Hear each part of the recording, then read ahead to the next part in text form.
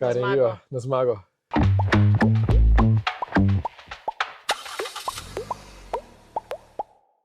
Pozdravljeni v podcastu Po desnem pasu. Danes se pa nahajamo v Šentjoštu, z mano pa je Aleš Hojs, bivši notranji minister in pa seveda tudi kandidat za poslanca v državni zbor na listi SDS. Živijo, Aleš. Živijo, Karin. Najprej za uvod, da ljudje te še malo bolj spoznajo, zdaj vidva se tikava, ker smo se že z romskih volitev začela tikati. Ja, sva bila že tam, sva kolega. Sva kolega, sva skupaj, bi rekel, nabirala glasove za naše evroposlance. Ja. Res je, to je bilo meni posebno čas, da sem bila lahko ob takih težko kategornikih zraven. Pa za začetek, zakaj sploh politika? Kdaj je padla ta odločitev, zakaj ta preskok? To pa je mnogo let nazaj. Ta odločitev je padla, ko sem bil star 28 let. To je bilo tam leta 1989, torej v času bivše države, ko se je rojevala slovenska pomlad, ko so se rojevale nove stranke, torej takrat socialdemokratska stranka, slovenski krščanski demokrati in vse skupaj takrat združeno v Demos. Takrat me je prijatelj povabil, če sem pripravljen se tudi politično angažirati in seveda, kot pravijo, mladost je norost, ampak takrat to ni bila norost, takrat je bila to pravzaprav ena zelo pogumna odločitev, vsaj danes, ko gledam na njo. In seveda se pravi, leta 1989 sem tako ali pa drugače v politiki. Na začetku kot občinski funkcionar, na prvih volitvah sem bil izvoljen v Ljubljanski parlament, mestni svet se je takrat imenoval. Kandidiral sem kar nekajkrat na državnozborskih volitvah, kot veš, sem bil tudi dvakrat minister v Janševi vladi, tako da očitno bom nekako to strast, to politiko nekako vzdrževal ali pa se trudil vzdrževati do svojega konca. Lepo slišati, da malo še izvemo te politične začetke. Ja. Pa zdaj recimo, če se premakneva na aktualno situacijo. Zdaj imamo v bistvu v državi škandal, če se tako izrazim. V bistvu v javnosti so se pojavili prisluhi, posnetki močnih pripadnikov levega pola, Dominika Švarc Pipan, Nina Zidar Klemenčič, Vesna Vuković, kjer v bistvu direktno povejo to, kar smo že vse skozi vedeli, da imamo pri nas globoko državo, da je Zoran Janković, župan Ljubljane, izjemno vpliven, koruptiven, da Kučan še vedno nastavlja predsednike, da je policija močno podrejena aktualnemu predsedniku vlade. Kaj se dogaja? Ja, jaz moram reči, da sem bil tudi šokiran, ko sem te posnetke nekako slišal oziroma videl.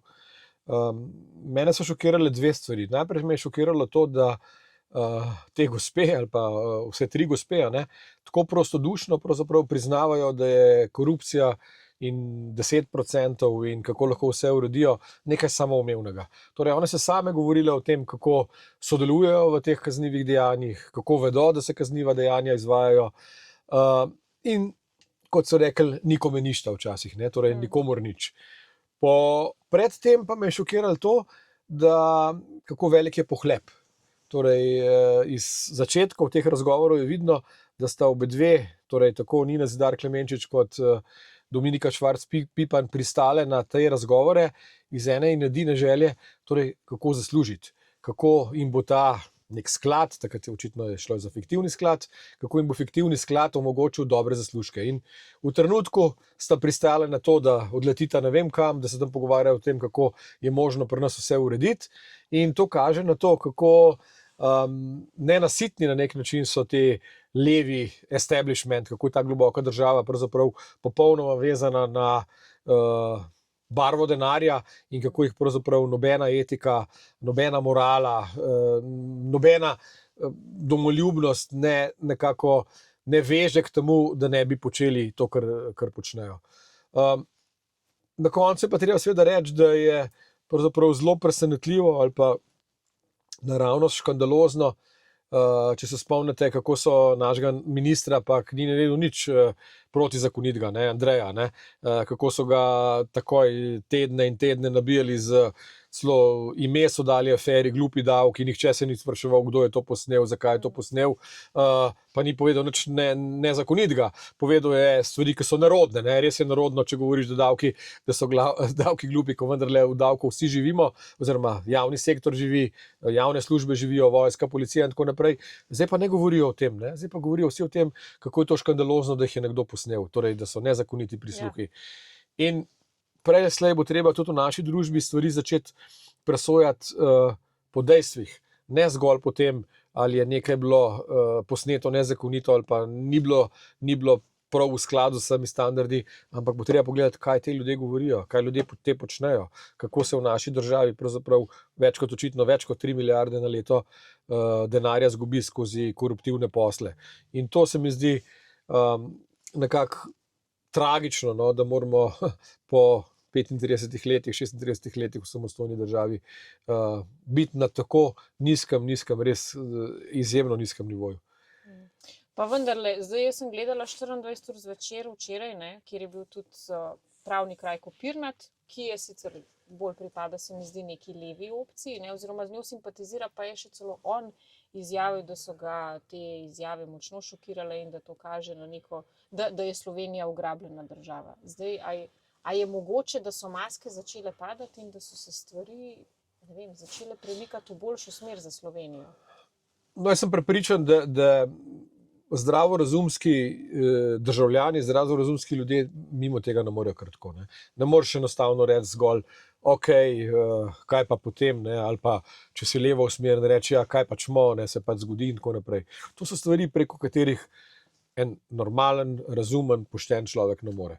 In tako kot je povedal včeraj, kot praviš, Rajko Pirnat, jaz sem ga ujel samo v nekaj stavkih, drži, torej tudi oni sami, torej njihova leva provenienca, govorimo o ideološko levi provenienci, po moje tega ne more sprejeti. Je pa res, to sem doživel sam včeraj, ko sem se odpravljal na teren, tam ponovadi začnem svoj teren, obiske na terenu na Brezovici. En gospod je bil prav zelo neprijazen do mene, začel je nekaj lajati in tako naprej. Potem so se pa zapletla v prav prijeten pogovor, prijeten pod narekovaji, in takrat sem videl, kako imajo eni ljudje še zmeraj oprano glave.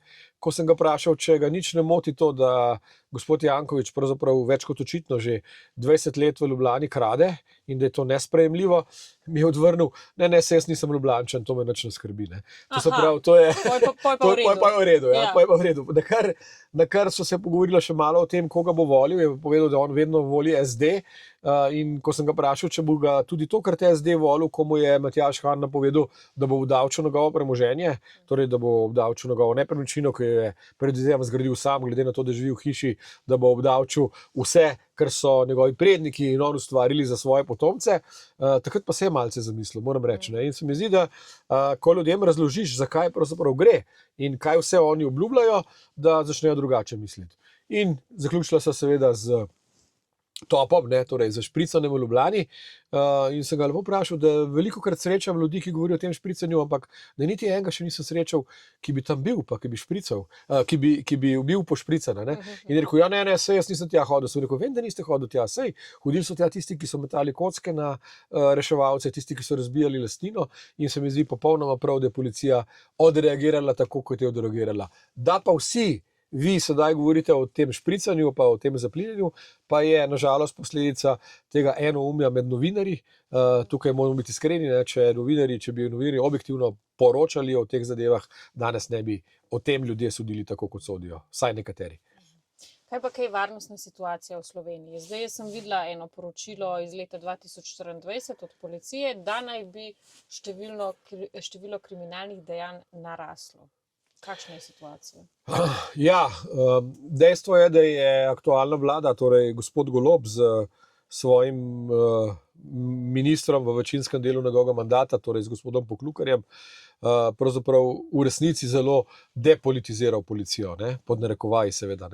Ampak ta depolitizacija šla seveda v to smer, da so na mesta, odločujoča mesta nastavljali kadre, ki so bili zgolj poslušni, ki so bili zgolj zvesti tej politiki, ki niso bili strokovnjaki in za katere je pravzaprav v končni fazi bilo povsem jasno, da se bo varnostna situacija poslabšala.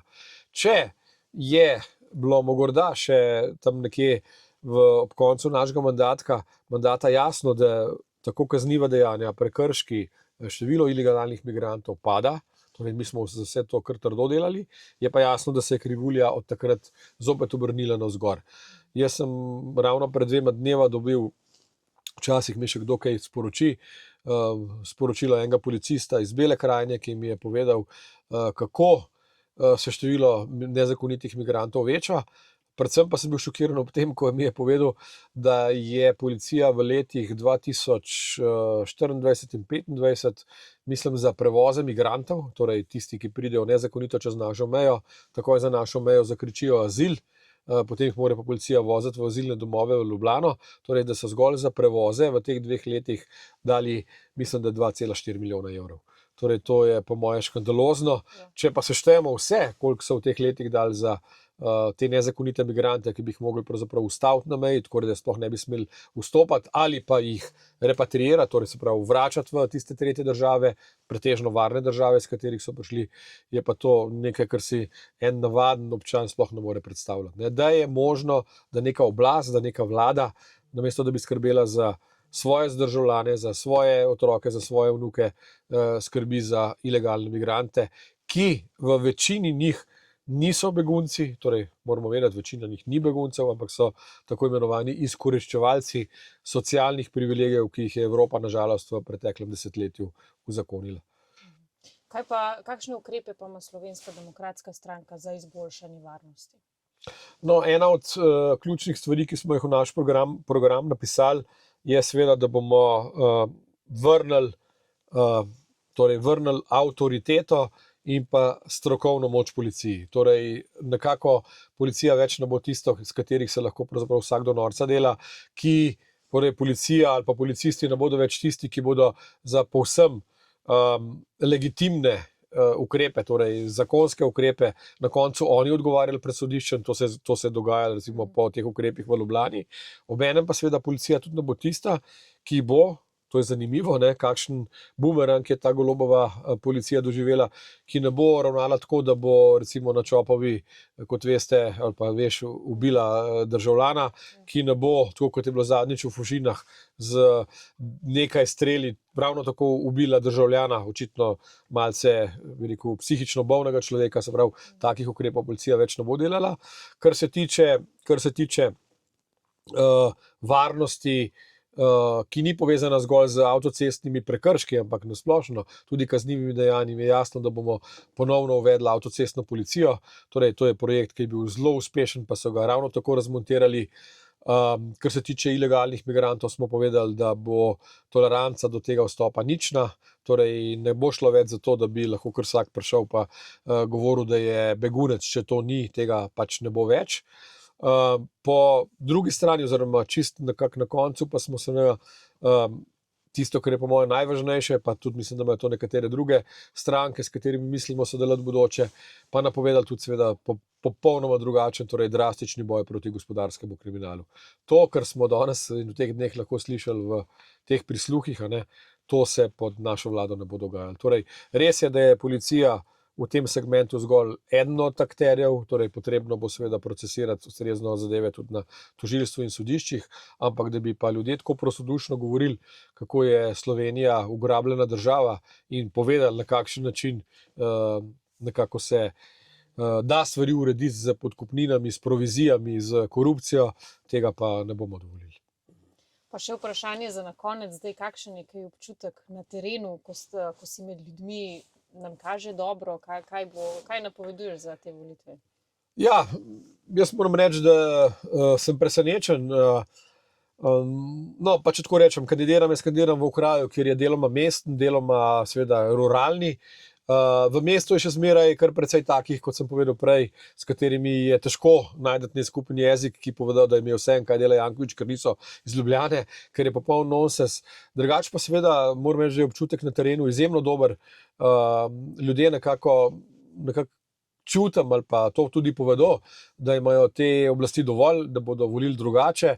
Ravno včeraj sem tam v Podsmreki, ko sem hodil tudi od hiše do hiše, govoril z dvema, ki sta mi zelo odkrito povedala. Rekla, en od njih je rekel, poglej, res je, jaz sem na zadnjih volitvah volil Svobodo, zdaj tega ne bo več, zdaj bom volil vas. Torej, se mi zdi, da ljudje vidijo, da vodenje države v taki smeri, kot je bilo zadnje 4 leta, ne gre in da je to v bistvu pravzaprav poraz ne zgolj za našo državo, ampak poraz za njihove denarnice, za njihove otroke, za njihove vnuke in verjamem, da se bo ta zgodba 22. marca končala. No, tudi jaz v to verjamem. Ja. Aleš, najlepša hvala za Hvala, pogovor Kari, ja. in vso srečo na volitvah. Hvala, srečno tudi tebi.